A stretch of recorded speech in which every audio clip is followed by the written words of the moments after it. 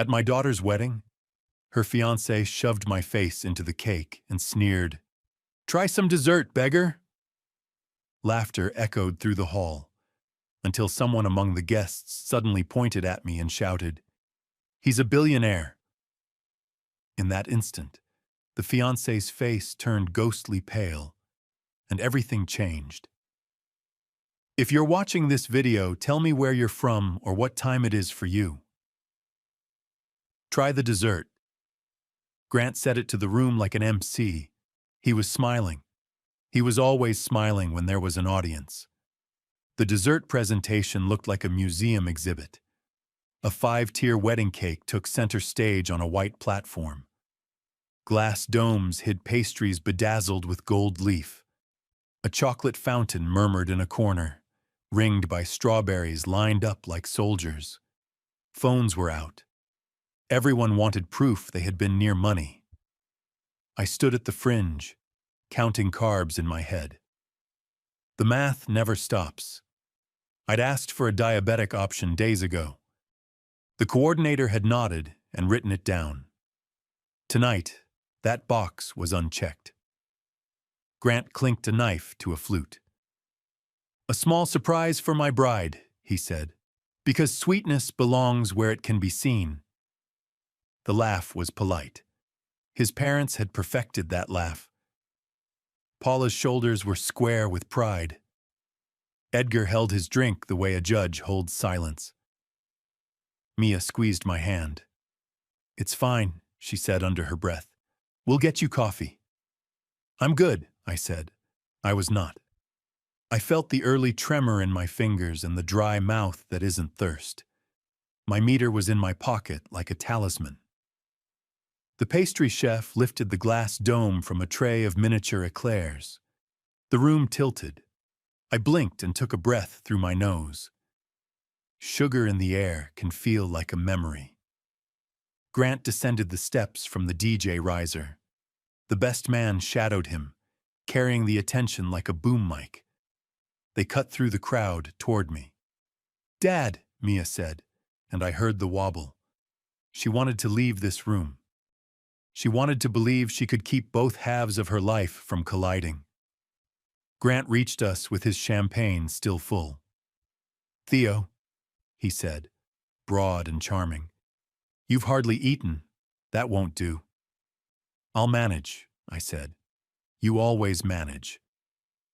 He lifted an eclair, pinched between his fingers. "Come on, for Mia." "For Mia," echoed the best man. The cameras leaned in. "I can't," I said. "Medical." Grant tilted his head. "Right, the diabetes." He said it like a pet I'd insisted on bringing. He held the pastry closer, as if proximity could cure anything. "Just one bite." "Don't," Mia said. "She's right," I said. Grant's smile didn't move, but something under it did. A muscle jumped along his jaw. "I went to the trouble of arranging this," he said. "Show some gratitude." "I'm grateful," I said, "for the coffee that's on its way." The best man laughed too loudly.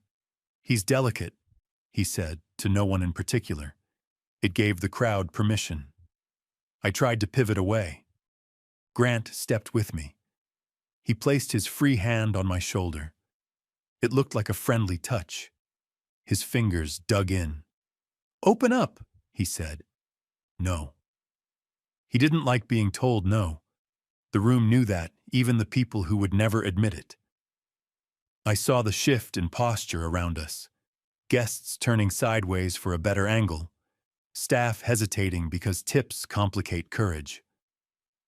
Mia put a hand on Grant's wrist. "Stop." Grant didn't stop. He moved faster than I had ever seen him move.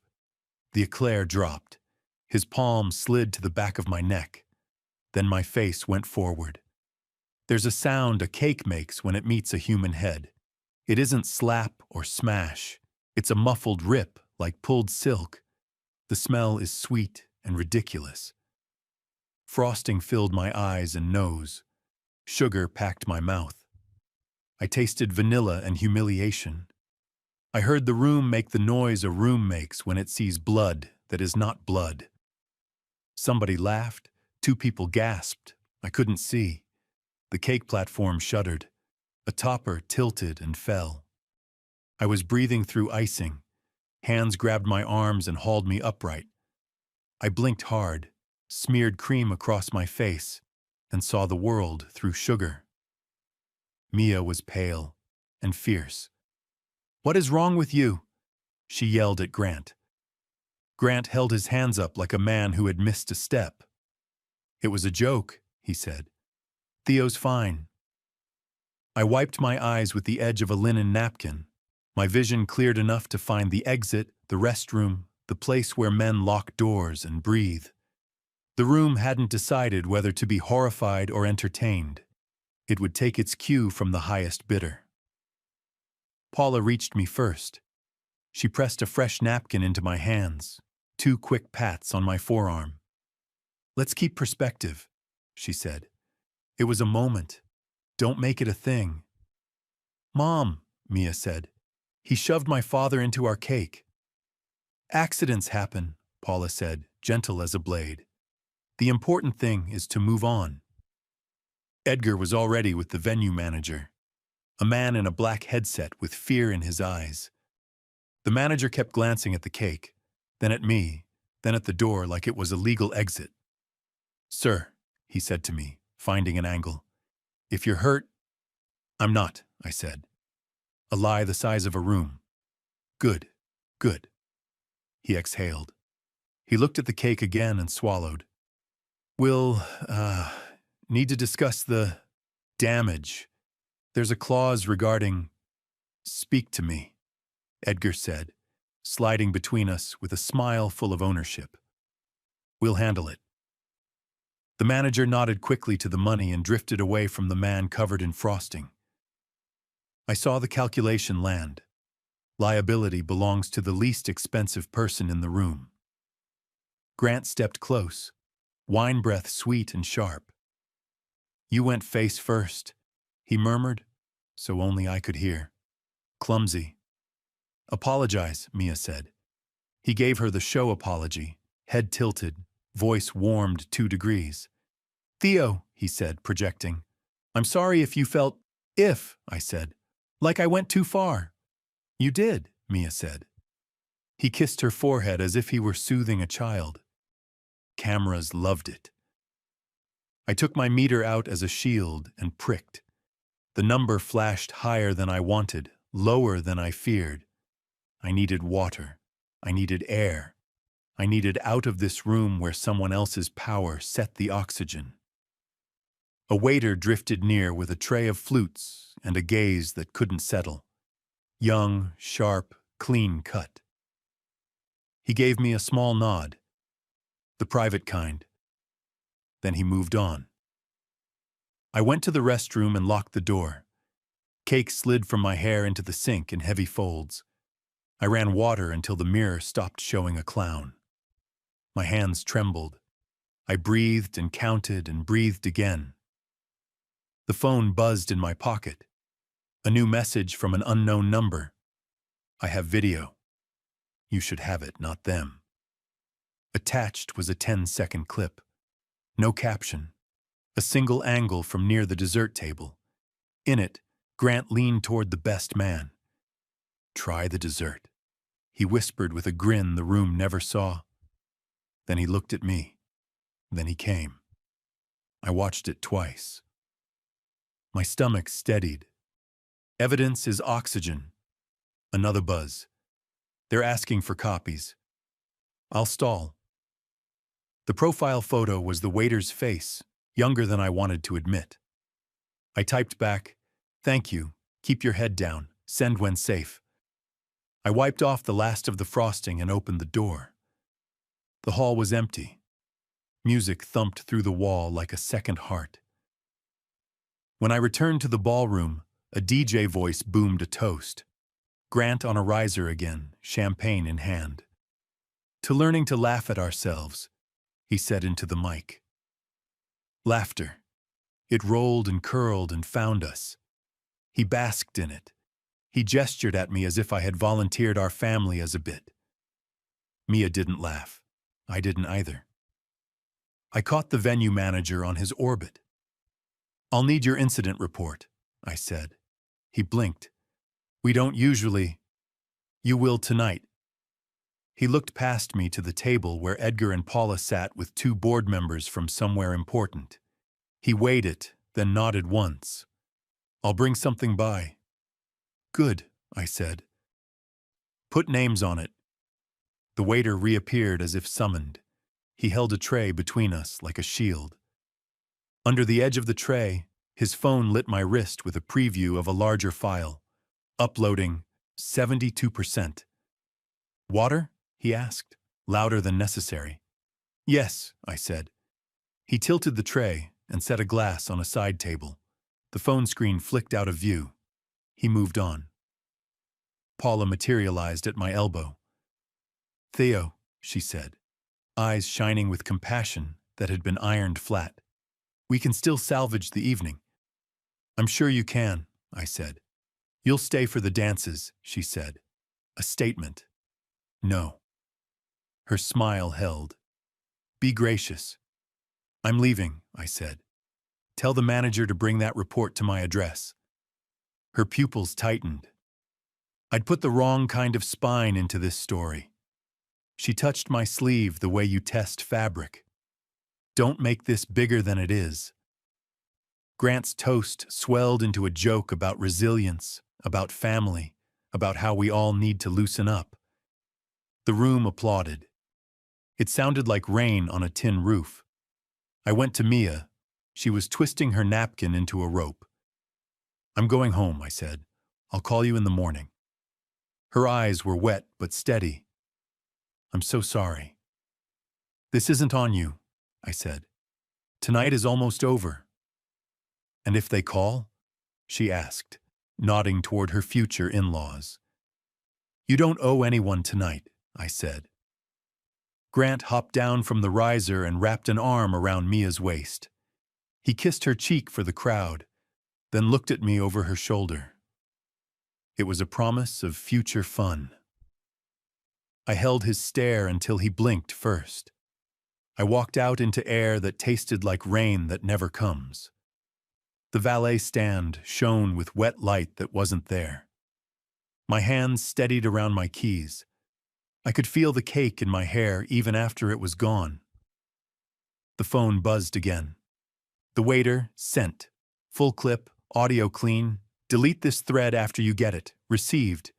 You didn't see me tonight?" I wrote. "Thank you." Another buzz. Faster, new number. The text was simple. "Send it and you lose her."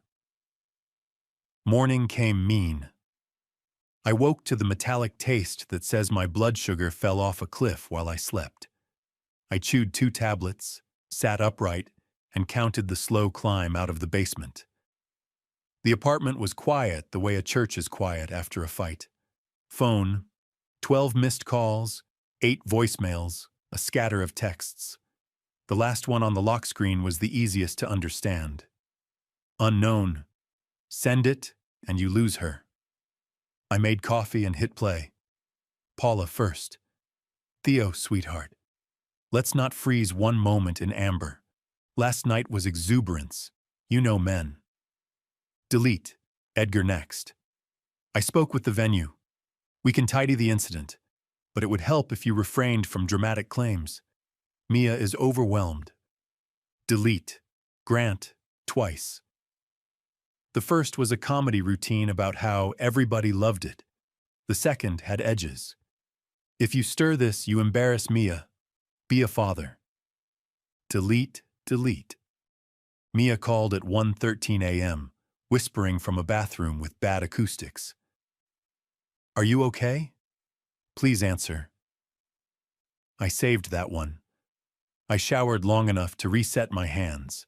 When I came back to the phone, a new notification blinked from an app I use for splitting checks with contractors and cousins. Payment request, cake cleanup, from OG Wit Best Man. No amount attached, just the label. The gall had handwriting. I put the phone down like it might stain the counter. The uploads from the waiter, now a contact named Jay in my head, sat in a private folder. I'd backed them to an external drive before sleep because paranoia is just experience with better PR. I texted Mia, "I'm okay, I'm here. Call when you can talk, not whisper." 3 dots. Gone. 3 dots. Brunch with Paula. I'll call after. I love you. I love you. The door buzzer startled me like an alarm. The envelope slid under the door with a soft shove. The venue's logo embossed in silver. A printed incident report, with lines filled in hurriedly. Boxes ticked. Names, Grant Whitmore and Theo Hale. Description, guest contact with cake display resulting in structural collapse. No assault, no shove. The passive voice had catered last night, too. I circled guest contact, wrote clarify, shove in thick black pen, scanned it, and replied to the manager's email with a thank you and a copy for my files. Before noon, my phone buzzed itself into a heat source. Screenshots drifted into my messages from 3 different corners of town. A private alumni group, a neighborhood moms chat, a society page where anonymity wears pearls. The same 10 seconds, compressed and re-uploaded and captioned with emojis.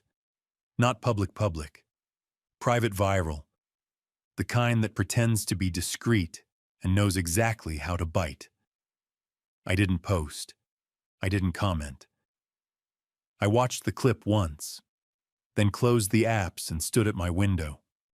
From my floor, you can see a slice of water beyond the warehouses, a slate ribbon where ferries cut lines like neat signatures. Breathing helps when there's horizon. The phone rang. Mia. I answered on the first vibration. "Are you mad at me?" she asked without greeting. "No," I said. "I'm angry about what happened to me, and I'm angry about the story being told about it." She exhaled. "Paula says making a fuss will make it worse." "For who?" "For everyone." "Then maybe the fuss isn't the problem," I said. "Maybe the behavior is." Silence. Restaurant noise behind her. Silver against ceramic. Paula's laugh, light and practiced, approaching like weather. "I can talk for 60 seconds, Mia whispered fast. "Grant said you're exploiting your health. He said you wanted attention." I swallowed 100 replies and chose one. "Here's my boundary. I will not be in rooms where I'm used as a prop. I will accept apologies in person from specific mouths. I will not negotiate with middlemen or brunch." "Okay," she said, soft. "Okay." "Are you safe?" "Yes." "Do you want this marriage?" Silence again. The clink stopped. I heard her think. "I want the truth," she said. "Then we'll gather it," I said. "One piece at a time." Paula's voice landed close to the receiver. "Darling, we're ordering. Mimosas?" "I have to go," Mia said. "I'll call later." "Eat protein," I said. "Please." The line died. I opened the payment request again. Cake cleanup. I tapped decline and typed a note. Wrong recipient. Try the person who shoved. I deleted the thread and blocked "Oh gee wit best man" like swatting a fly that insists it's a bird. Around 2, Jay sent a text. Management asked again. I said I dropped my phone in the dish pit. "Thank you," I wrote. "If anyone pressures you, I'll write a statement that you did the right thing. I'll stay out of your name. Saw them with the manager last night," he replied. The older one coached the line. The dessert thing. It wasn't improv. "I know," I wrote. "You caught it. Keep your head down. I made eggs. I cleaned the counter twice. I printed the incident report and slid it into a red folder labeled cake, because sometimes humor keeps blood in your body." At 4, the buzzer again. Not an envelope. Mia on my threshold with a tote bag and eyes red from trying not to make them red. She slipped inside and leaned her back to the door like she'd outrun something with teeth. "I'm not staying," she said. "I promised I'd meet him at the jeweler's to resize my ring. He keeps saying it's slipping. Paula says if I lose it, I won't respect what things cost." "Do you?" I asked. She looked at her hand. "I know what care costs." She held the ring up, like sunlight might tell us something. It glittered obediently. "Do you want me there?" I asked. "No phones," she said. "He made me promise, but—" She opened her tote and pulled out a folded printout. "I stopped by a different jeweler. On my own. I asked them to look. Just to look." I took the paper. Appraisal letterhead. Pared down language that avoids being sued. Words that said more with what they didn't say. My stomach went very still. Mia watched my face. "Well?" I read the last line twice to make sure I wasn't reading the version I wanted. "It's not what he told you it is," I said. "How far off?" I looked at her, then down the hall, then at her again. The apartment felt smaller. The air thickened. "Far," I said. Her hand dropped to her side like a bell cut from a tower. For a second I saw the kid who brought me rocks from a Manhattan park and named them. Then she was 26 again, and too brave for her own life. "He'll say they're wrong," she said. "He'll say they're jealous. He'll say I don't understand diamonds." "Then let him say," I said, "and we'll get a second opinion, and a third." She nodded. "I have to go." She reached for the door and stopped with her palm on the wood. "Dad? I'm here." "If I send you a photo from the jeweler," she said, eyes on the grain, "and if it looks off, don't post it. Don't do anything loud. Not yet." "I won't," I said. "We'll do this with a clean slate." She exhaled like someone pulling a rope hand over hand. "Thank you." She left. The door clicked. My phone buzzed before the lock set. A text from an unknown number, crisp and corporate. "We understand you've obtained private material from last night. Deleting it now would be wise for everyone. No signature. A link to nothing." The bluff wore a suit. I put the phone face down and stared at the appraisal again until the letters stabilized. Then I opened a new folder on my desktop and named it Ring. Evening slid along the windows. The apartment went from blue to gold to gray. When the phone lit again, it was a photo from Mia. The ring in a velvet tray. A tiny white card beside it. The kind jewelers use when they put a number to a thing. I zoomed in. I felt the floor tilt, then level. Her text came right after. "He said it's worth more than the store could measure. The paper in the tray says different." "How different?" I typed. She sent the answer in 3 words that landed like a gavel, far below claimed. The jeweler's bell had the same polite chime as a hospital elevator. The air smelled like glass cleaner and velvet. Mia stood at the counter with Grant. Paula hovered at his shoulder like a boutonniere with opinions. Edgar paced a 3-step loop that let the staff see his watch. I stayed by the door.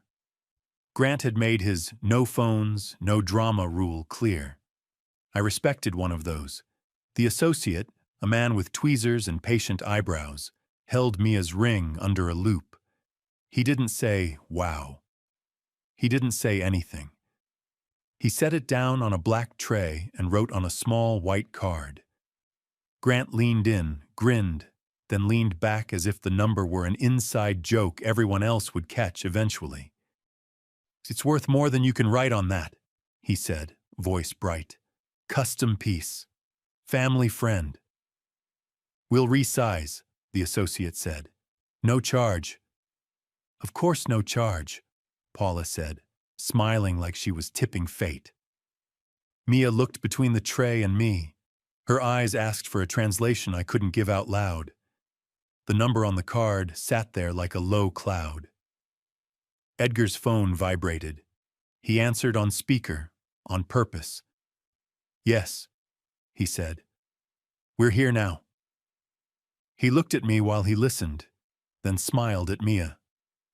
"All handled." Handled is a word that takes things out of your hands. The associate carried the ring to the back. Grant turned to me with a host's energy. "Theo, about last night." "No," I said. He laughed. Still sensitive. He clapped my shoulder, the same grip as the cake. "Try the dessert," he murmured, a whisper shaped like a habit, not a one-off. It landed hot in my ear. He glanced at Edgar and got a nod so small it could be denied. Paula noticed the nod. She pivoted, a gentle obstruction between me and the tray. "Let's let the experts do their work," she said. "I am," I said, quietly. The bell chimed behind me. A woman in running shoes bought a $37 locket without asking anybody's permission. I watched the receipt print and felt my patience fray like ribbon. When we left, the ring was tighter on Mia's finger. Grant kissed her hand for the sidewalk and told a joke about champagne so expensive the bubbles came with degrees. $300 a bottle, he said to the doorman at their condo, as if the number itself were a credential. The doorman laughed like he'd heard it before. I peeled off to run one errand of my own. The home store 2 blocks over kept wedding gifts stacked in a front pyramid with a sign that said, "Exchanges welcome." I carried in a box I'd been given by Paula's cousin at the engagement party. The paper was still perfect. The card had an embossed crane. "Return or exchange?" the clerk asked. "Return," I said. "No gift receipt." "I'll take store credit." She scanned. A beep, a pause, another beep. She checked a side screen and made a face. "You're in luck," she said. This was part of a seasonal special. Crystal vase, originally $129, but the purchase price was $68. I remembered Paula telling that room the vase was museum quality. I took the credit with a pleasant smile and a receipt that said what it said. Paper speaks when people won't. On the way home, I stopped at the pharmacy. My refill reminder had pinged. I needed strips and a new sensor. The pharmacist, a man who knew me well enough to comment on the weather and nothing else, typed, frowned, and tried again. "Strips we have," he said. "Sensor, I'm getting a halt." "A halt," I said. "Why?" "Your plan shows a change," he said. "Prior authorization revoked. We can do a bridge, but it'll flag." "When?" I asked. "Who changed it?" He squinted at his screen. "There's a note that someone from your concierge care partner called this morning and said they'd take it from here."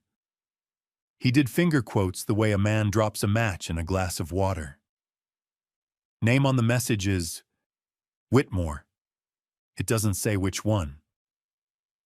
I laughed once, the kind you don't choose. "Of course." "I can escalate," he said, "but it may take a day." "Do the bridge," I said. "Bill me." He rang it up. I slid my card. He lowered his voice. "If the partner calls again, I'll say we already dispensed. We'll sort the paperwork later." "Thank you," I said. He nodded like we had agreed on the weather after all. At home, I laid the paper trail on my table. Appraisal copy from the first jeweler. Photo of the white card from the second. The $68 receipt. The incident report with my clarify shove scrawl. The 10-second clip from Jay queued on my laptop, paused at the frame where Grant looked left for permission and got it. The folder labeled Ring got new subfolders. Appraisals. Photos. Claims. The folder labeled cake sat beside it like an older sibling who had survived something and now refused to leave for college. Jay texted, "You good?" "I am," I wrote. "They tried to meddle with my meds. I'm bridged. You, still dish pit." A winking emoji that felt like a bandage trying to be a joke. Manager asked if I wanted to be taken care of.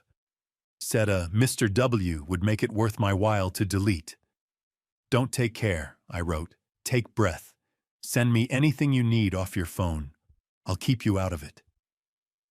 He sent a still image, a mid-toast frame I hadn't noticed before.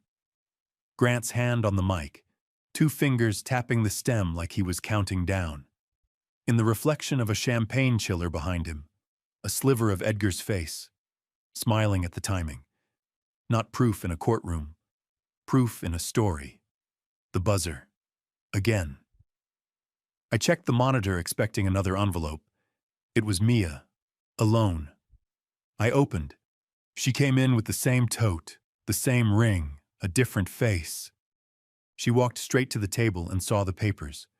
She took them in with the fast scan of someone who did homework while other kids argued. "Sit," I said. "I can't stay," she said, staying. She touched the $68 receipt. "Is that?" "Yes." She touched the appraisal. "And this?" "Yes." She picked up the incident report and read my scrawl. Her mouth went tight and kind. "Thank you," she said.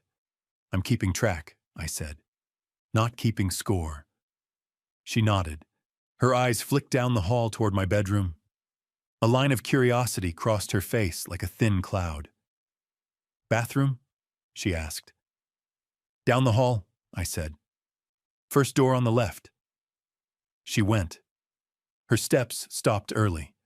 The second door on the left was my small office, a room with a desk, a cheap file cabinet, and a drawer with a key that tended to stick because I wanted it to. I had left it open this morning while looking for a red folder. I heard the drawer slide an inch. I heard it stop. I heard nothing for 4 beats. "Dad?" she called, voice careful. My stomach dropped and landed like a bad plate. I walked down the hall. Mia stood at the desk, one hand on the open drawer, the other holding a manila folder that had my handwriting on the tab. Portfolio. Inside were papers that told a longer story. A copy of a cashier's check for $5,000 with a note to myself, a printout of an old cap table with a line that read $42 million, a payout statement with $4.2 million circled long ago in a moment of private shock. I had meant to lock it. I had not. She looked up at me. Her eyes weren't angry, they were new. "What did you do?" she asked, a whisper that rang like a bell in a quiet church. I opened my mouth, I closed it. "Dad," she said again, softer. "What did you do?" "I built something," I said. "Then I sold it." Mia didn't blink. "How much?" "The payout to me was $4.2 million, I said. "The acquisition was $42 million years ago." Her eyes moved in 3 steps. The circled number, my face, the drawer. She set the folder down like it might bruise and leaned back against the desk. "And you never told me. I wanted you to choose people without money in the room making the choice." "You mean without your money in the room?" "Yes." She pressed her palms to her eyes, then dropped them and exhaled. So the story wasn't Dad did his best. The story was Dad could have written a check. "I could write many checks," I said. "That's not the point." "It's part of the point," she said. Not cruel, just correct. "I've been defending you against jokes about coupons and off-brand ketchup." "Let them joke," I said. "I eat what I like." She smiled without humor. "You hid yourself and then were surprised when people treated you like someone else." "I'm not surprised they treated me like a servant," I said. "I'm disgusted." She closed the drawer gently. I didn't want a rich father or a poor father. I wanted my father. You could have told me. I'm telling you now, I said, and I'm sorry. She looked at me for a long time. Okay, she said. I need air. We walked back to the kitchen. I poured water. I pricked my finger. The number ran high from adrenaline and last night's frosting fumes, then blinked down into a safer lane. She watched the meter like it might testify. You weren't a prop, she said. You were my dad. She stopped. She rubbed her ring with her thumb. I can hear Paula's voice every time I try to have my own. The buzzer sounded. Not a rattle. 3 crisp presses. The rhythm of someone who expects doors to open. Mia and I looked at each other. Paula stepped in before I finished unlatching. Perfume like a verdict. Pearl studs you could see from a tax bracket away. She took in the apartment in one sweep, eyes snagging on nothing. Darling, she told Mia, I called, you didn't pick up. She kissed the air near Mia's cheek, then turned to me. Theo, how are we today? Less frosted, I said. Her smile held its line. That's the spirit. She noticed the red folder on the table. She clocked the label cake. I thought we could, smooth. Your email to the venue manager had a tone. It had facts, I said. Facts can be handled without tone, she said, gliding to the table. Edgar has already spoken to the establishment. They have a standard form. I brought a copy since it's all a muddle. She slid a packet out of her tote and laid it flat with a palm. Housekeeping. Mia reached first. I let her. The letterhead was the same as the report from this morning, but this document had add-ons. An addendum to contract dated yesterday. New language. Any damage to decorative displays shall be the responsibility of the bride's party. In italics that pretended to be decor. Mia's mouth opened and shut. What? Darling, this is standard, Paula said. It clarifies what is already implied. Guests from your side initiated contact. It was your table. Guests from my... Mia stopped herself. No. All we're doing, Paula continued, is aligning expectations. The cake, the toppers, the glass. Well, it adds up. We'll of course help. She placed 2 manicured fingers on the line that named the liable party. Her fingers didn't move. How much? I asked. She turned the page. A total, no number yet, just a blank line beside estimate pending. Paula's smile brightened. They're being gracious. They'll send the figure Tuesday. Mia looked at me, then at Paula. You added this, she said. After last night. Paula's face arranged itself into disappointment. Mia, we consulted counsel. It's better to make everyone whole. Sometimes that requires, what's the phrase? Grown-up choices. What did you promise them for this favor? I asked. She didn't look at me. Edgar has relationships. He uses them judiciously. He's already spoken with their insurer to expedite. A small noise at my door. Paper slid under again, this time in a hurry. I picked it up. The venue manager's email, printed and highlighted by a nervous hand. A cover note. Per your request. Original contract copy. No addenda on file. I laid the original beside Paula's addendum. The difference glowed. Who authored your version? I asked. Paula gave a soft laugh. We all worked on it, Edgar and I, just to speed things. So Edgar drafted liability for his future son-in-law's assault and placed it on his daughter, I said. Because speed. Assault is a strong word, Paula said. Use shove, then, I said. It's already on an incident report. Mia's jaw set. You want me to pay for the cake he destroyed? She said. You want me to learn a lesson? Paula softened everything but her eyes. We want you to enter marriage with a sense of proportion. Sometimes women shoulder a little more. It keeps peace. Mia blinked as if a hand had passed in front of her face.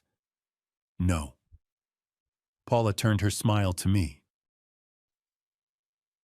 Theo, be practical. You of all people understand money. You are comfortable. Her gaze snagged a second on the office door down the hall and then snapped back. She had seen my mistake and filed it under leverage. Comfortable people don't pay to be humiliated, I said. Paula sighed. Edgar will be here any moment. He prefers to settle signature matters in person. Bring him, I said. We'll add names to the report while we're at it. Paula's phone lit. She glanced, then switched to a tone reserved for head waiters and probation officers. He's downstairs, she said. I'll invite him up. Mia spoke before she moved. Mom, stop. I'm not signing anything that says I pay for his behavior. Let's not get theatrical, Paula said, already texting. My meter buzzed a reminder. I drank water and watched the doorway. Mia stood beside me, steady now.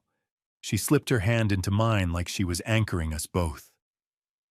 Edgar entered with the venue manager in tow, a man chastened by proximity. Edgar's smile could have lit a stage. He shook my hand as if we had shared a loss in the family. Theo, he said, we're going to make this painless. For whom? I asked.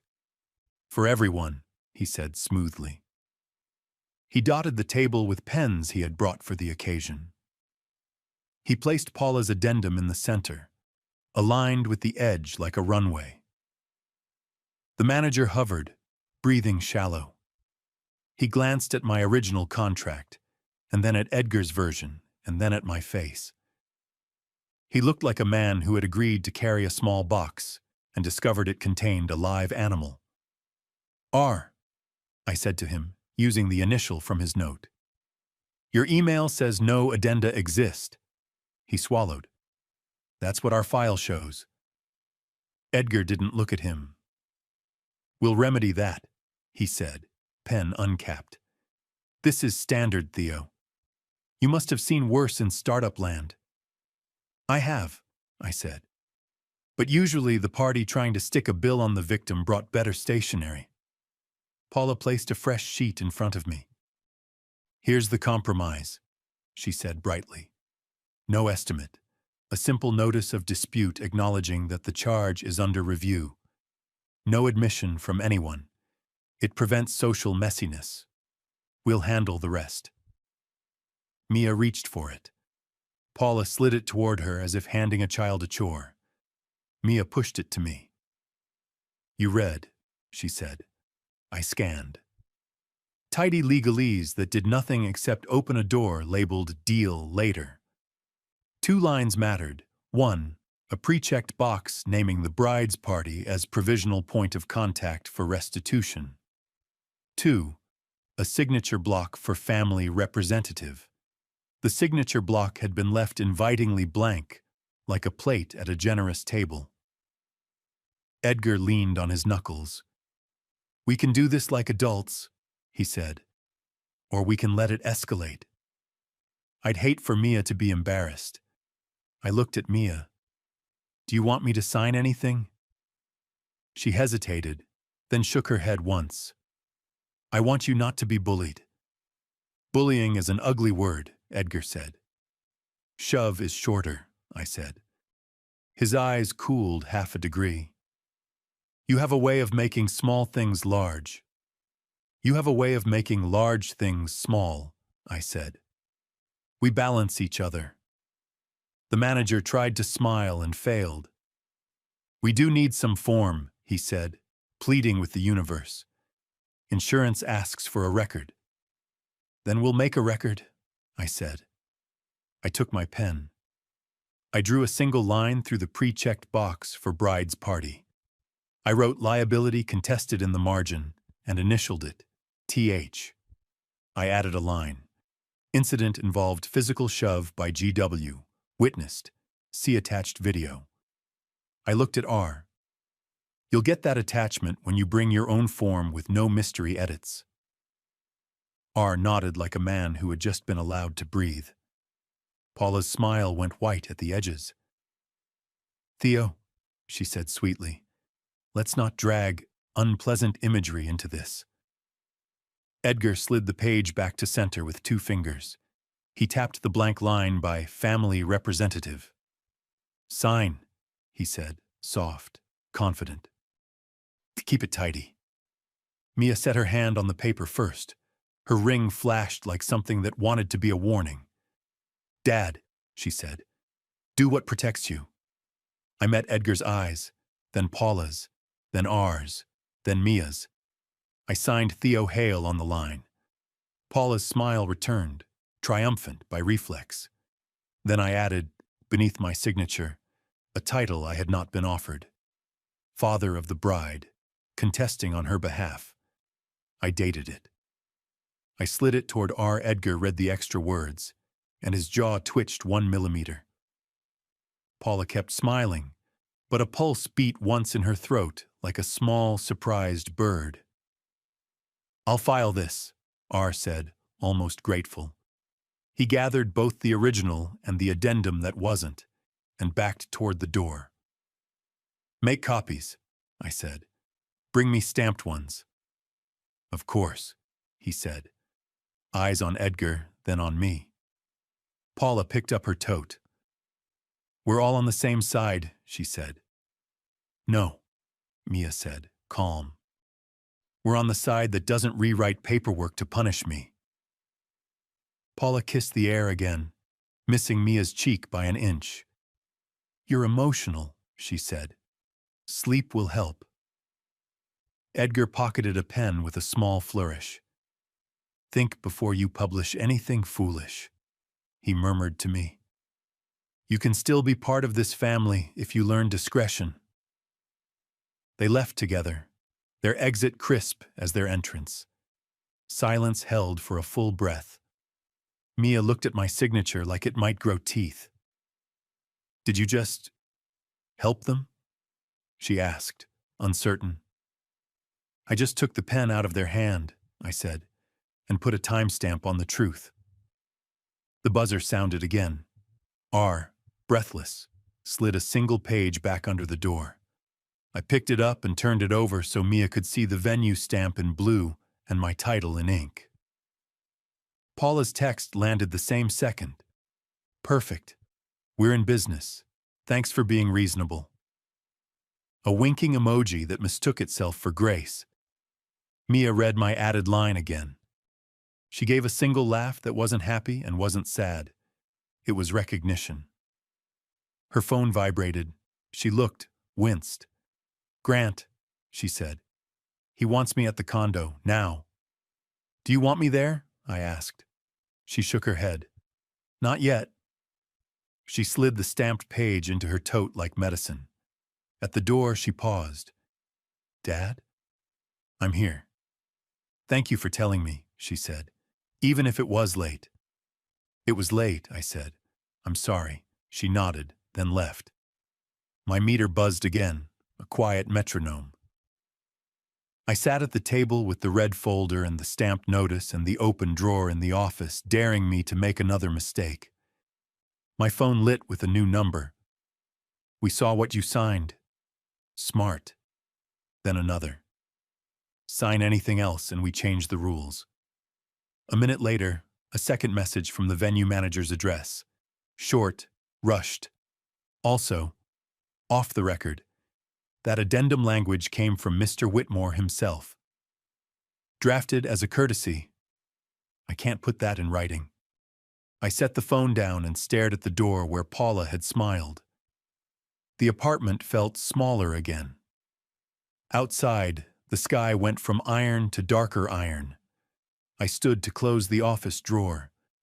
The key stuck. The buzzer sounded one more time. This time it wasn't a paper. It was a uniformed building security guard with a clipboard and a polite frown. "Mr. Hale?" he asked. "We've received a notice from the Whitmore Condo Association regarding unwanted disturbances last night. They've asked us to confirm your residence and movements."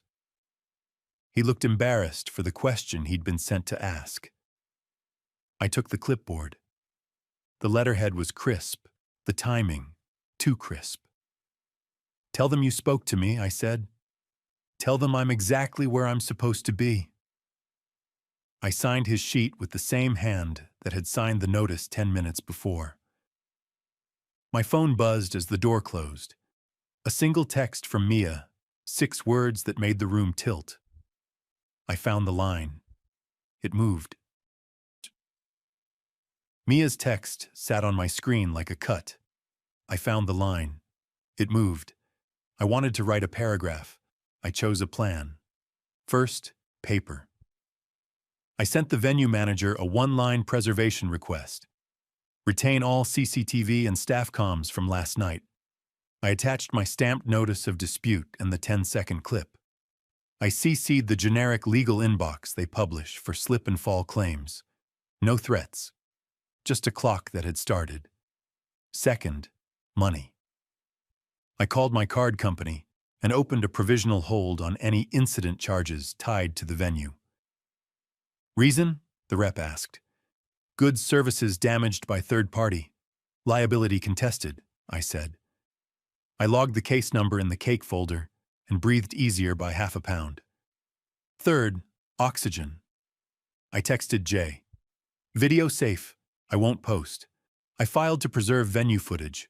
Don't answer questions without a manager present." "Copy," he wrote. "FYI, someone from the family dropped off envelopes for staff. Tips, felt, pointed. I didn't take mine." "Good," I wrote.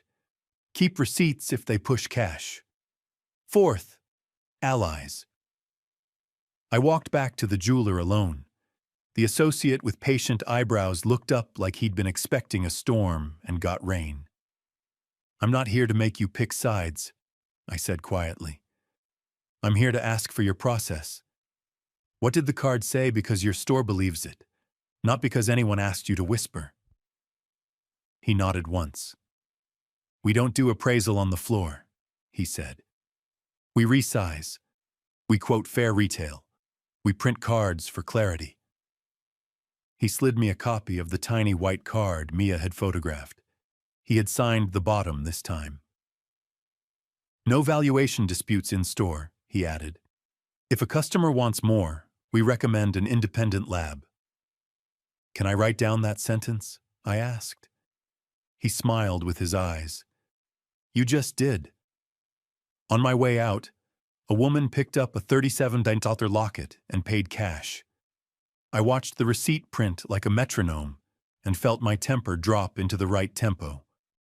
I ate a late lunch, eggs and a heel of bread, because power without glucose is theater. My meter blinked a good number and beeped as if proud of itself. The florist found me by accident, or algorithm. An old search result surfaced when I typed "Whitmore Venue Incident Vendor Complaint," like a man Googling weather patterns. A thread on a local business forum 3 months old. Most of the comments were sap and hustle. One post wasn't. "Private client canceled same day after quality concerns they invented at pickup, tried to stiff us, then posted a burner review that used our internal wording. We ate the loss. Lesson: never let the sun touch your staff." No names. But the profile photo was the front of a shop I recognized from charity galas Paula bragged about. I walked there. The bell was a half-dead ding. Buckets of hydrangeas against a wall painted a hopeful green. A woman with a ponytail and gardener's hands looked up from a sink where stems bled. "We're between weddings," she said, drying her hands. "Can I help?" "I don't want to buy anything," I said. I want to ask about a client you didn't name. Then we definitely don't talk about it, she said, smiling without heat. I brought my own story first, I said. I told it short. Cake, shove, video, the bride's party addendum that wasn't. I left names out until I saw her face register pattern. She set the towel down. He grabbed my assistant's wrist, she said. Hard enough to leave a mark. Said our peonies looked cheap because the color didn't match his mother's mood board. We loaded the van back up. His father called to handle things. We never saw the money. They said if we invoiced, they'd share what happened with their circles. Did you invoice? Of course, she said. Small claims now. Hearing next month. The judge will ask if I have video. I have a trembling iPhone clip of a man smiling at a girl he treats like a busboy. Will you share the case number? I asked. She hesitated. Then she pulled a card and wrote a string of digits and letters that looked like coordinates. We'll probably lose the day and win nothing, she said. But I wanted someone to say out loud that this wasn't a misunderstanding. It was practice. Practice, I repeated. She went to the back and returned with a copy of the invoice they'd refused to honor. She had underlined net 15 with a carpenter's pencil. You didn't hear this from me, she said, eyes on the door. I like my windows intact. I tucked the invoice into a new subfolder, Vendors. I snapped a photo of the storefront sign with my mind, because actual photos are a way to get sued. When I stepped outside, the sky had the sick color that means the weather might change just to prove it can. My phone buzzed. Jay. Manager says their lawyer wants staff phones checked for footage. I said my phone died. He said they can buy me a new one. Hold the line, I wrote. If they take your device, you walk. I'll pay your day in cash. No, he wrote. I keep my job, but thanks. At home, I stacked the new paper on my table.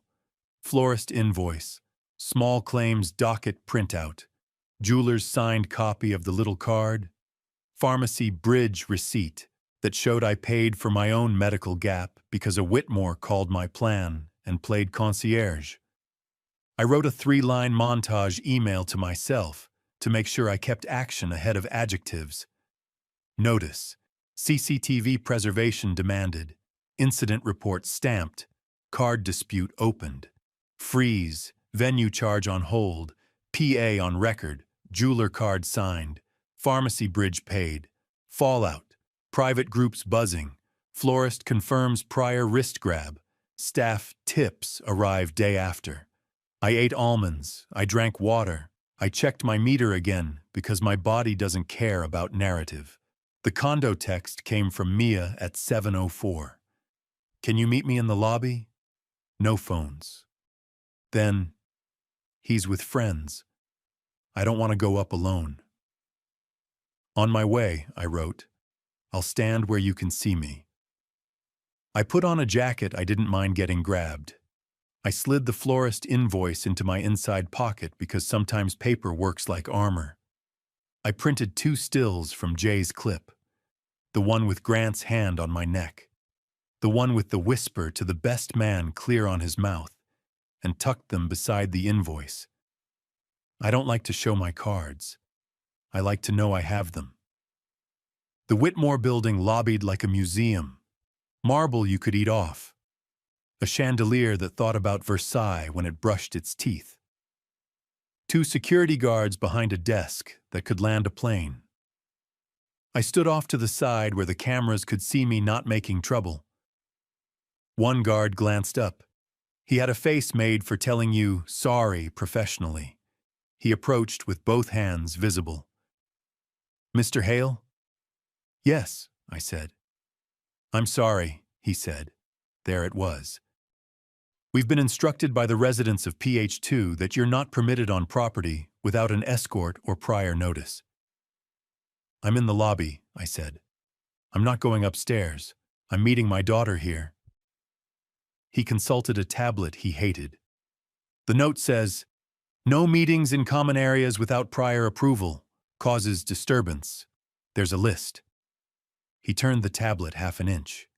It showed names blurred by a privacy filter that didn't quite blur. The first visible letters of mine. H. The second name. The florist's last name. Fully readable because cruelty never checks its settings. "This is a public lobby," I said. "It's private property open to the public at management's discretion," he recited. He didn't enjoy it. The elevator pinged. Grant stepped out with the best man and two men who had gym memberships that bought them friends. He wore casual like a weapon and smiled because there was air and he was in it. "Security," he said brightly. "This is the disturbance." "Grant," I said. "Theo," he said. "You have a way of making small things large." "I've heard." He looked at the guard. "Kindly escort Mr. Hale outside." "I'm waiting for Mia," I said. "Then wait across the street," he said. "We have tenants with children. They don't need energy." The guard glanced at me, a question in his eyebrows. I didn't want the guard fired. I didn't want a badge between me and the truth. The elevator pinged again. Mia stepped out. She looked at me, then at Grant, then at the guard. Her eyes took in the distance I'd been moved and mapped it to a feeling I couldn't name if I tried. "It's okay," I told the guard. "I'm not going to make your night hard." Grant's smile widened. "Control is a sugar." Mia bit her lip. "Dad?" "I'm here," I said. "Across the street." The guard walked me to the revolving door like a man walking someone's father to a cab. Outside, the air cut cleaner. The sidewalk reflected the building's gold like it owed it rent. From the curb, I watched Mia speak to security, then to Grant, then back to security. She pointed to the tablet. The guard shook his head with apology. Grant said something about house rules and community and respect. The best man nodded like an accessory. Mia looked at me through the glass. Her face didn't ask for rescue. It asked for patience. I raised a hand to my heart and left it there. The guard mouthed, "Sorry." He opened the door 6 inches so sound could slip through. "Mr. Hale," he said quietly. "I wish I could—" "I know," I said. He closed the door and returned to his desk. Grant led Mia to the elevator with a hand on her waist for the camera. The doors shut on the reflection of his smile. My phone buzzed. From building management subject. Notice of trespass.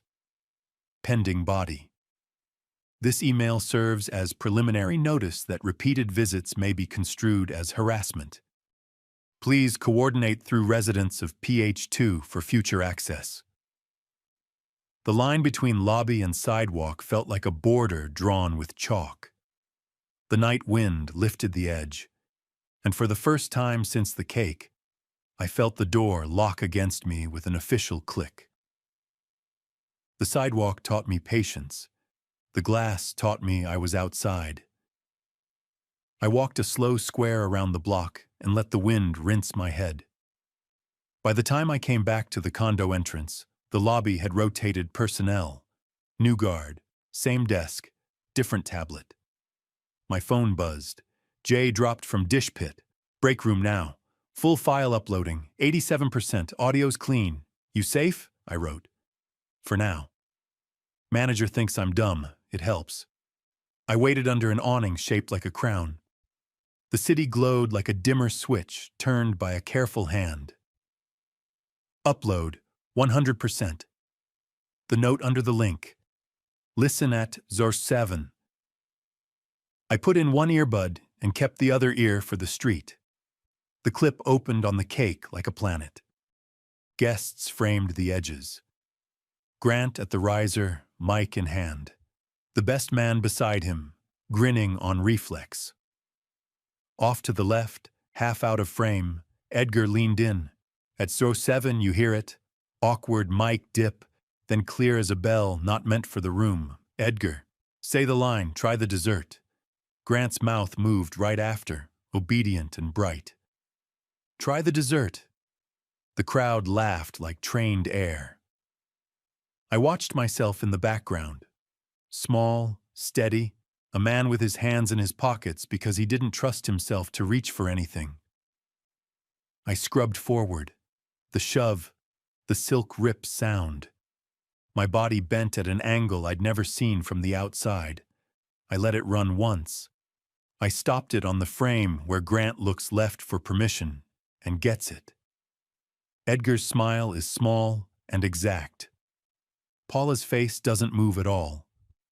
Evidence is oxygen. This was air you could pour into a room and watch candles go straight. The revolver door hissed. The first guard, the one with the sari, stepped outside on his break.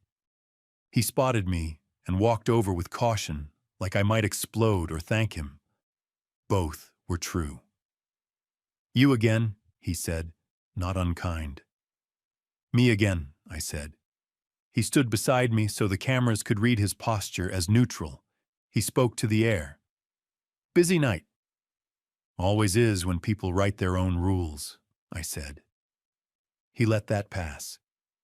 Then he adjusted his tie like a signal and kept his voice low. You didn't hear this from me, he said. But the HOA sent a notice of nuisance to PH2 this afternoon. Noise complaint from last night. 2, actually. Elevator was stuck in party mode. Someone threw confetti in the stairwell. Cleaning crew took photos. My lungs expanded half an inch. Internal only? For now, he said. Fine on first offense. Second one gets posted to the building portal for community awareness. They hate that more than fines. Thank you, I said. He nodded like we'd acknowledged weather again. He went back inside. My phone lit. A screenshot from a number I didn't know. The subject line at the top of an email thread. HOA compliance notice. PH2. The first line. This is your first and only warning before public posting. The image had been cropped to hide the sender trail. No signature. Just proof that the Whitmore's fortress had an alarm system and someone else had the code. A second text followed from the same unknown. Not from me. From someone who's tired. Don't reply. I didn't. I watched the door instead. The elevator opened on Grant and the best man again. No Mia. They crossed the lobby in a pack made of 4 men and 1 brittle idea. Grant saw me through the glass and gave me a stage whisper without the stage. Run along, he mouthed. Grandpa. He loved the audience more when the audience couldn't answer. They exited into the night like nothing could touch them. I checked my meter because Fury changes numbers. The screen blinked friendly. I ate a handful of almonds I didn't want.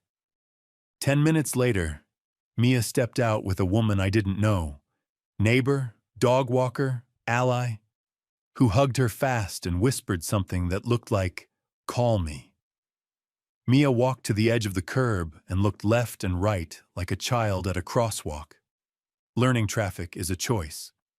I stayed where I was. She came to me. No phone? She asked. In my pocket. Dead if you want it to be. Her eyes were swallowed light. He said you're banned, she said. I'm in compliance, I said. Street side. She smiled, thin. He also said the security camera footage would show you lunged, and he caught you. Did you believe him? She looked at the building. I wanted to. It would make living easier. I handed her my earbud. Listen. We stood in the draft of the revolving door and listened to a past that had already decided us. Edgar's whisper. Grant's line. The mic catching both. Mia went very still. The kind of still that changes furniture if you let it. She took the bud out and closed her hand around it. I needed to hear it, she said. Not see it. Hear it. You have it now. Jay sent that? Yes. Protect him. I am, I said. She looked up at the building again. Her voice dropped. They got a notice. I heard. They're furious. Not about the party, about the possibility of the notice being public. Paula called it a smear. She said she'd sue the HOA for defamation. You can't sue a mirror for showing your face, I said. Mia laughed once, small. She'll try. We stood side by side like a photo we didn't know anyone was taking. Do you want to go somewhere that isn't lit like a museum? I asked. She shook her head. I told him I needed air. He said take 10 minutes. He set a timer. He set a timer, I repeated. He likes to frame choices as clocks, she said. If I come back before it rings, I'm reasonable. If I come back after, I'm dramatic. What happens if you don't go back? I asked. She stared at the glass until it showed us both. He'll come find me, she said. With friends? My phone buzzed. Alumni group screenshot. The clip again, this time captioned, "When Dad can't take a joke." A knot tightened in my throat. Then another message from a different thread. Neighborhood moms. A woman I barely knew. This is making me sick. Tell me if you need a lawyer who doesn't blink. The city was beginning to vote with its texts. The revolving door breathed. Edgar appeared alone in the lobby like a portrait had stepped down from a wall. He saw us. He came halfway to the glass and then stopped, calculating angles. I'll handle this, he said to the guard, and the guard found something urgent to do with a stapler. Edgar stepped to the threshold without touching the door. He tilted his head as if we were a painting he admired from the sidewalk. Darling, he said to Mia through the glass, voice carrying just enough. Let's not be performative. Come outside, Mia said. I don't want to reward drama, he replied pleasantly. Come outside, she said again. He didn't. He smiled instead and gestured to his watch like time was a check he had written. Mia's shoulders lowered, not in surrender, in decision. Walk me to the corner, she said to me. We did, past the gold light, past the man with the dog who would later pretend not to know us. At the corner, she stopped. I asked him to apologize in person, she said. He said he already did. He said you refused to be gracious. I know what he said, I said. I heard the tone. She touched my sleeve, the fabric test Paula had tried earlier but kinder. I want proof I can feel, she said. Not watch, not read, feel. I can get you that, I said. How? By not talking, I said. By choosing a room where truth doesn't need my voice. By pulling one lever you can see. She nodded like a student taking notes in a class she wants to pass. Back at my building, the security guard who'd come up with the clipboard was on duty again. He lifted his chin at me. Long night, he said. Better than some, I said. Upstairs, I opened my laptop and did 3 things in order. I copied Jay's full clip into a folder labeled Video, Master. I dragged a duplicate into Video, Work, and truncated it to the 12 seconds that mattered. Edgar's whisper into Grant's line. I exported it without filters, without cuts, without cleverness. I named it toastcoach.move. I didn't post it. Then I wrote a short, dry email to the HOA board listed on their public page. I am a non-resident, parent of a resident.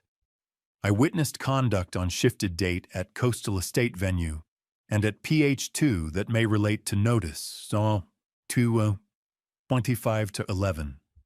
If you need a sworn statement regarding the lobby interactions or party behavior observed from the street, I'm available.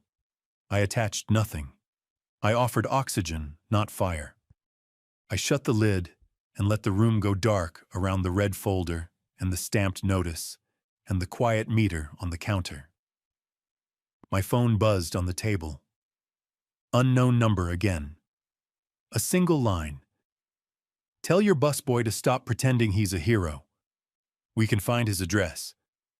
I forwarded it to a new draft titled Intimidation, log, and didn't breathe until I'd saved. Another buzz, this one from Mia. Can we meet? No phones? I typed when, where, and stopped. She'd already answered. Now, the bench by the ferry. Come without your phone. The bench by the ferry faced a river that kept its promises. The wind came clean. My phone was off in my pocket. Battery popped like a ritual. Mia sat with her knees together and her hands flat, as if anchoring herself to the wood. I asked for 10 minutes, she said. I took 30. He called it dramatic. Time's a tool, I said. People use it on you when they can't use the truth. She half smiled, then shook it off. I don't want speeches. I want proof I can feel, something that doesn't need explaining. I brought one lever, I said. Small, visible. What is it? You'll see it when it moves. We sat with the fairies for 3 breaths. She leaned on my shoulder like she used to when we waited for the bus that never came on time. What if I'm wrong about him? She said, voice thin. What if I'm making monsters out of men who are just careless? Careless leaves dents, I said. Monsters leave rules. She nodded once.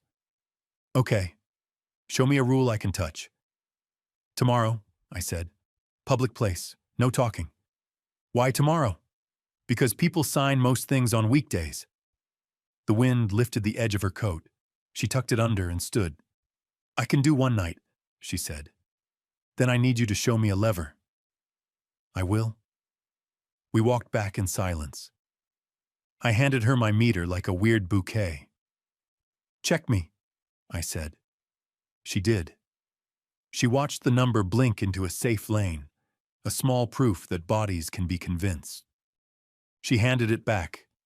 Thanks, she said, and went toward the subway like a person walking a wire. At home, I charged the phone but didn't turn it on. I wrote the plan on a sticky and stuck it inside the red folder so my stubborn brain wouldn't improvise. Venue, in person. Ask for 1. Acknowledgement of dispute on letterhead. 2. Receipt for any reset, cleanup I choose to cover today. 3. Removal of bride's party from provisional contact. No argument, no adjectives, Maya present. I slept like a man who'd decided what to do with one morning. The coastal estate offices looked different in daylight. Less myth, more payroll. The manager, R, the man with the headset, met us in a glassed-in cubicle where people pretend privacy works. Mia wore a sweater I knew was armor. She sat beside me and folded her hands. I put my checkbook on the table like a prop I might or might not use. I want to tidy what belongs to me, I said to R. Not argue liability. I'm here to cover any immediate reset charges you incurred last night. Staff overtime, floor cleaning. So no hourly workers carry it while your insurer and I sort the rest. Relief loosened his shoulders by half an inch. We can do that, he said carefully, without prejudice to the dispute. Exactly, I said. And in return, I want 2 things on letterhead. He glanced at Mia, then at me. List them. 1, I said, holding up a finger. An acknowledgement that you received my notice of dispute and that any decorative display damage charge is contested, awaiting resolution, not assigned to the bride's party. 2. A receipt for the reset costs I pay today, marked accepted without admission. He exhaled. Doable. He stepped out to confer with someone who controlled printers. Mia kept her eyes on the door. "You're paying them?" she whispered. "I'm paying what a mop would pay if it had a wallet," I said. "Not the cake. Not the story. Won't they spin it?" "They'll try," I said. "That's why we use their paper." R returned with an envelope and 2 sheets. The first, an acknowledgement on letterhead with my language close enough to kiss. The second, an itemized reset overtime receipt, floor team, pastry cleanup, maintenance, totaled with a line at the bottom that said, balance, 000. Once I signed and handed over a check. I wrote the check. I wrote the memo line, reset only, dispute on file. R stamped both pages with a blue seal as if blessing them. "Thank you," he said. He lowered his voice. "For what it's worth, staff were worried." "Me too," I said. "That's why we do this in daylight." We stood. Mia tucked the stamped acknowledgement into her tote like a passport. I shook R's hand. A cough sounded in the doorway. Edgar. He wore casual like a robe and looked surprised the room contained other people. "Handling details?" he asked pleasantly, eyes flicking to the envelope in Mia's bag. "So to reset costs," I said, "not liability." "Good," he said. "We prefer to be tidy." He stepped closer to R. "Make sure accounting routes all final figures through me," he said, as if R worked for him. R didn't nod. "We'll follow our process," he said, a small rebellion. He left us to the air. Edgar watched him go, then turned to me with a smile that didn't like me. "You could have called," he said. "We have relationships." "I prefer receipts," I said. He drew his mouth into a shape that meant patience. Then he looked at Mia. "Darling, this is generous," he said, like he was awarding a ribbon. "Would you like us to reimburse your father? We can do that. You're our charity case, after all." He blinked. He hadn't meant to say it out loud. Mia's head came up like a hinge. "What did you call him?" she asked. Edgar recovered by half. "A figure of speech," he said. "We've been charitable. Everyone appreciates." Mia stepped forward. "No. No?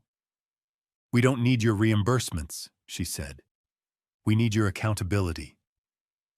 The word sat there on the carpet like a dropped plate. Edgar smiled at it like a stain he'd outsource. "We'll be in touch," he said. He reached to touch Mia's elbow, thought better of it, and left with the walk of a man who expected a soundtrack. Mia turned to me, color high, eyes clear. "That," she said, hand on her chest. I felt. "Good," I said. "Hold it." My phone buzzed when we hit the sidewalk. I hadn't turned off unknowns. A new text from a new number with the same posture as last night. Nice gesture. Bank records tell stories. Then a link to nothing. Then, as if they couldn't help themselves. "How's the cake cleanup going?" I stopped. I pulled the old request thread, the one I'd blocked. The handle OG Wit Best Man had used a very particular habit. 2 spaces after a period. Cake cleanup, no caps. A joke about splitwise for sins. The new text had the same double spaces. Same lowercase. Same joke family. "Bait," I said. "What?" Mia asked. "The payment request," I said. "The anonymous one. It was the best man. He wanted me to bite so they could call me obsessed and splash it in their chats." Mia's mouth flattened. "He said you tried to shake them down for money," she said. "He said you were collecting like a parking meter." "They're writing a script," I said. "We won't say our lines." She looked down at the stamped envelope in her tote. "We'll show our props," she said. We ate soup at a diner that hadn't changed owners in 20 years. Mia watched the door like she expected a chorus. When a waitress refilled our water without asking, Mia smiled at her like a person who'd been handed a new language. "Thank you," she said. The waitress nodded like thanks was a currency she trusted. At the register, a stack of charity flyers leaned against a candy jar. The top one was for a gala next week at the Museum Board's hall. I knew the fonts. I knew the names. Whitmore sat in a middle column of sponsors with a title that bought you extra syllables on stage. Mia tapped the logo. "They live on microphones," she said. "You said your lever would be a room where truth doesn't need your voice." "It's that room," I said. "They'll hand me a mic. I won't take it." "How will that help?" "You'll see it," I said. "You'll feel it." She exhaled. "Okay." We walked 2 blocks without talking. At the corner, she stopped. "One more thing," she said. "In the ring folder, keep going. Get a third opinion. If it lines up with the white card, I'll feel that too." "I will," I said. "Independence only." We hugged like people who had agreed to do hard things with quiet hands. She headed toward the train. Back home, my doorman held a small white envelope like it might melt. "Courier just dropped this," he said. "Said it was white glove. Wouldn't leave a name." I took it upstairs. Heavy paper. My name handwritten with effort. Inside, a single-page invoice on expensive stock. White glove collection and restoration services across the top. Neat line items for last night. Cake toppers retrieved. Linen salvaged. Pastry display reset. Everything my morning check had already paid the venue's in-house team to handle. At the bottom, a handwritten note in a familiar, tidy script. "Forward to the bride's father. He likes to feel useful." E. Under it, a post-it in a different hand, smaller, angrier. "Charity case." I stared at the words until they stopped pretending to be polite. My phone buzzed. "Mia, I'm downstairs. 2 minutes." I opened the elevator before it finished arriving. She stepped out, hair wine-tangled, eyes fierce. "I told him I'd be back in 10, she said. I didn't go. "You don't owe clocks," I said. "I owe myself proof," she said. "Do you have it?" I handed her the envelope. She slid the page out and read the header, the line items, the note, the post-it. Her face went still. Not blank.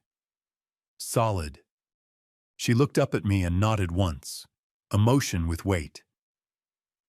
"He wrote this?" she asked. "Yes." She held the paper up so it caught the hallway light like a little flag. "Good," she said. "Then let's use their handwriting." The museum board's hall liked light the way rich people like luck. Everywhere, and without apology. The donor wall glowed. The stage wore an LED screen like a mirror that could also lie. Mia and I stood in the side aisle near an exit. We weren't hiding. We were placed on purpose where you can see the room breathe. Paula spotted us first. She crossed the floor in a dress that wanted compliments and a smile that assumed them. "Theo," she said, kissing the air twice. "Mia, you look darling." She tilted her head. "You didn't RSVP." "We're guests of the museum," I said. "Not of you." "Everyone's a guest of someone," she said, serene. "Make sure you clap for the right parts." Edgar materialized at her shoulder like she'd conjured him. He squeezed my elbow as if to check what I was made of. "No hard feelings," he said. "Let's show we're all on the same side." "We're not," Mia said, calm. "But we do like art." Grant arrived last, grin already in the event photos to be posted. He touched Mia's waist for the camera. "Look who came to support," he said to the air. "The family." He pushed us toward a table close to the stage. Paula had arranged place cards that made sure her vowels would be heard on the recordings. I rotated my card upside down. The coordinator rotated it back, smiling the way people smile when they have rent. The room did the program. Silent auction, string quartet, a speech by a trustee who loved children and endowments in equal measure. The MC warmed the mic with jokes about generosity. Between courses, a montage of donors' impact moments played on the big screen. Faces, checks, a schoolyard renovated to look like a photograph of a schoolyard. Edgar leaned into the MC's ear at one point and made a circle with his finger that meant, "Bring me up." The MC nodded. Of course he did. "Ladies and gentlemen," the MC boomed, "please welcome a family whose commitment to this city's cultural life spans generations. Paula and Edgar Whitmore." He gestured grandly. "And a special thanks to their son, Grant, for rallying young supporters." Applause. It sounded like forks on good china. Paula glided. Edgar waved modestly. Grant lifted his glass like a mascot. A staffer in black leaned down at my shoulder. "You're Theo Hale?" she murmured. "Would you be willing to say a few words of thanks to the donors later?" Quiet pitch, 30 seconds. "They asked you to ask me?" I said. She nodded at the control table. A man in a headset gave a thumbs up. "You're on our list," she said. "A recent supporter. It's nice when stories come from the room." "Put me down near the end," I said. "And do me a favor. When I decline, keep the mic live." Her eyebrows lifted. "Copy." Paula did the speech they always do. Gratitude, legacy, the arts as glue. She thanked the museum for grace under pressure in complicated times. The room pretended to know what that meant. Edgar followed with a toast about responsibility. "We teach our children how to carry the weight of community," he said. "We model proportion." Grant stepped to the edge of the stage to lead a standing ovation for his parents. He loved being the bridge to applause. He loved being any bridge that led back to himself. At our table, Mia watched like a clean blade. She had the stamped venue acknowledgement in her bag. She had the white card from the jeweler. She had the white glove invoice note with charity case still stuck to it. Proofs that felt like objects, not opinions. Dessert was paraded like an exhibit. Chocolate things with names that sounded like verbs. The room laughed at a joke I didn't hear. My meter buzzed a friendly reminder. I drank water and let the sugar pass me without harm. The MC returned. "Before our closing," he said, "we have a surprise. A brief donor thank you from someone who, well, who embodies what this evening is about." "Theo?" Every head doesn't turn, but enough do to count. Paula's smile flickered. Edgar's fingers stilled on his napkin. Grant's mouth went into the shape he uses when he sees a camera. I stood. I didn't walk to the stage. I walked to the control table instead. The headset man looked at me, then at the MC, then at the screen. He'd gotten my note. "I won't be speaking," I said into the handheld, voice steady. "But the screen will." Gasps are theater. Silence is plot. The lights dipped a notch. The LED screen went from logo to black to a title card the museum uses for donor stories. White text, soft fade. Then, acknowledgements. Slide 1, the venue letterhead, stamped under a document camera the tech crew had set up in a hurry. Zoom on the line. Charge contested. No assignment to bride's party. A neat cursor traced the sentence like a finger. Murmur, just a little. People in rooms like this love official paper. Slide 2, the tiny jeweler's card, blown up so the room could read the number Grant had pretended was invisible. Under it, One line from the independent lab I'd paid that morning to rush a verification. No commentary, just a matching figure. Numbers without adjectives sit differently in a throat. A few heads turned toward our table in the way a flock pivots. Slide 3. A photo of the white glove invoice. The line items for work already paid by the venue. The note, forward to the bride's father. He likes to feel useful. E. The post-it layered next to it, in a smaller box on the screen. The handwriting legible in the way cruelty always is when enlarged. Charity case. You could feel the temperature change between tables. Paula's hand went to her chest and stayed there. Edgar leaned back as if to say, "How dare paper be paper?" Grant stood half out of his chair, deciding between offense and charm and finding a way to land on neither. The MC blinked like a man who'd set down a glass and found it a grenade. "Final slide," I said into the mic, gentle as a waiter. The video filled the screen. 12 seconds. No edits except the truth. Edgar. Say the line. Try the dessert. Grant, into mic. Try the dessert. The sound was clean. The timing was exact. In the room, you heard the room in the room watching itself. Then the shove, the rip, a collective inhale. I lowered the mic. I didn't look at anyone. I looked at Mia. She didn't look at the screen. She looked at Grant. The lights rose like a curtain conceding. The MC tried his job. Well, that was... He stalled. He flipped a card as if a new script might be printed on cardstock. "Let's thank our generous..." Mia stood. She didn't walk fast. She didn't shake. She stepped to the aisle so no one would have to scoot their chairs, and no one could say she made a fuss. Grant reached for her hand, smile glued on. "Babe?" he said, soft for the mic he forgot was still live. "This is not the place." "It's exactly the place," she said. Her voice didn't need the sound system. It had the room. He laughed a shade too loud. "You're being dramatic." "No," she said. "I'm being clear." She turned to Paula and Edgar. "Your addendum was a lie." She turned back to Grant. "Your joke was an assault."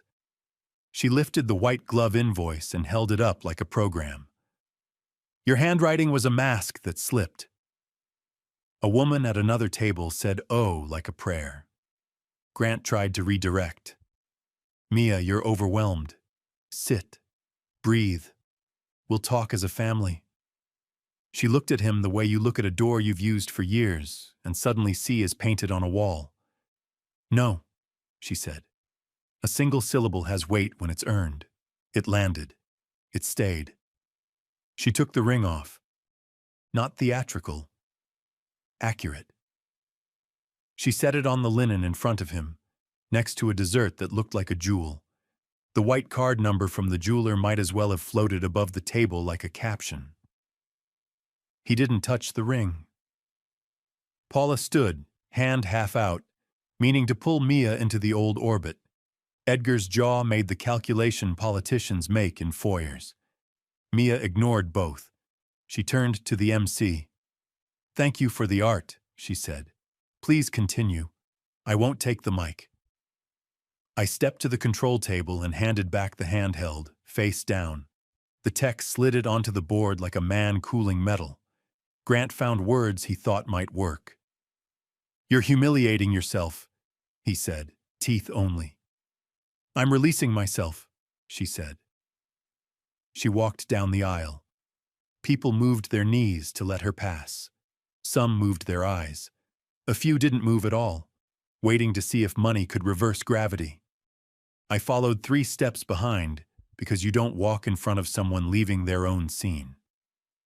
At the doors, the museum director herself intercepted, worry and duty fighting in her face. "Is there anything we—" "Keep the lights up," I said. "Finish your program. Let art be art." She nodded, relief messy and honest. "Thank you."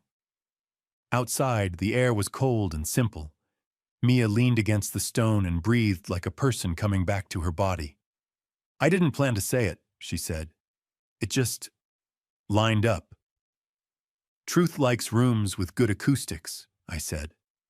Her phone shook in her hand. Texts, calls, notifications. She held the power button until it died. We walked to the curb. The museum steps behind us held the buzz of a hive deciding what kind of hive it wanted to be. My phone pinged with an email I hadn't expected. From R, venue manager. Subject, statement. The body was one line that mattered and 3 that made it legal. We confirm a guest's hands made forceful contact with Mr. Hale, causing damage to a decorative display. Any charges related to said damage remain under dispute and are not assigned to the bride's party. Attached, the stamped version signed by the owner. I showed Mia. She nodded once, like a metronome finding tempo. A black SUV slid to the curb with the energy of a bad idea. Grant's best man in the back seat, door already open. Grant behind him, face brighter with cameras than light. He stepped out fast, micless but loud. "Congratulations," he said. "You turned a fundraiser into a tantrum." Mia didn't flinch. "Go home, Grant." He tried the charm one more time. "We can fix this. We always fix things." She looked at the ring in his hand he hadn't noticed he was still holding. "Not this." Paula and Edgar reached the top of the steps, collecting allies with looks and nods. Paula lifted her phone like a shield. Edgar spoke into nothing, the way men speak to the idea of a lawyer. The best man called out, "You'll regret this. The moms group loves a villain." "Then they'll love you," I said. He sneered. "You're a charity case with a martyr complex." "And you're a minor character with a script," I said. "Wrong room for applause." A police cruiser rolled by slow, as if the city had sent a chaperone. It kept going. Nobody wanted to put paperwork on a party. Mia stepped off the curb and flagged a cab like a native language. One stopped. She opened the door and turned back to me. "Kitchen," she said. "Tomorrow." "Dessert," I said. "Warm. Kind." She smiled for real. She got in. The cab pulled into traffic like an answer. Behind us, the museum doors closed on a room that would rehearse new stories by morning. In front of us, the street did what streets do, kept moving. My phone vibrated hard, the way it does when a number insists. Unknown. I almost ignored it. Then I answered. A voice I hadn't heard in years. Soft, precise. "Mr. Hale, I moderate the board's portal. We received your earlier note. We also received materials. If a resident files a defamation claim against our posting of the nuisance notice, we'll need affidavits." "I'll swear," I said, "and I won't be alone." "Understood," she said. "Also, off the record, I'd choose your route home with care. There's chatter." "Whose?" I asked. "People who think intimidation is logistics," she said. "Good night." She hung up before I could thank her. The SUV idled. The best man filmed us for later.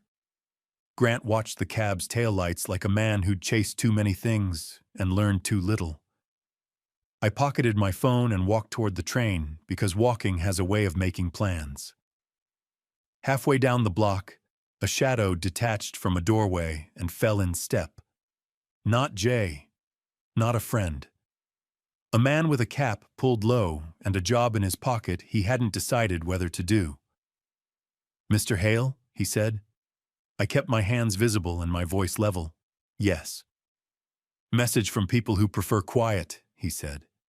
He held out a letter-sized envelope. White. Heavy. No handwriting this time. Just wait. I took it. He faded like a stagehand. I opened it under a streetlight. Inside, a printout of my building's front door, time-stamped. Below it, one line. We'll rewrite your story before breakfast. I folded it once, clean. I slid it into the red folder in my bag. I stood there until my breath stopped sounding like running. Then I headed home to set the table. The envelope slept in the red folder. I didn't. Morning came with the sound of a building waking. Pipes, heels, a neighbor's radio playing old soul like a prescription. I made coffee and watched the river cut its lines. My phone buzzed at 8. The HOA portal ping, compliance notice, public posting, PH2. The language was dry enough to drink. Date, time, first and only warning. Photos of confetti in a stairwell like guilt in paper form. Comments were disabled. Screenshots traveled anyway. 10 minutes later, a post appeared in the alumni group with a tone I recognized. Polite, cutting, wrong. Sad to see a father sabotage his daughter's future. Some people monetize victimhood. No name. 2 spaces after every period. I let the punctuation sign its author. I didn't reply. I forwarded it to my intimidation log, then sent one email to the museum director. Thank you for keeping the lights up. If you receive pressure, I'm available for a statement. She answered with a line that sounded like a hand on a shoulder. We program art, not intimidation. At 10, the venue manager called. We're waiving all decorative display charges, R said, voice steady. Owner's decision. Statement attached. It read like a door closing. Balance, 0, 0. The blue stamp felt like a cure. At noon, the florist texted a photo of a check. Settlement offer arrived. Same day, no hearing? She'd underlined paid in full with a carpenter's pencil. At 2, the jeweler sent 2 lines on letterhead. Verifications match our card.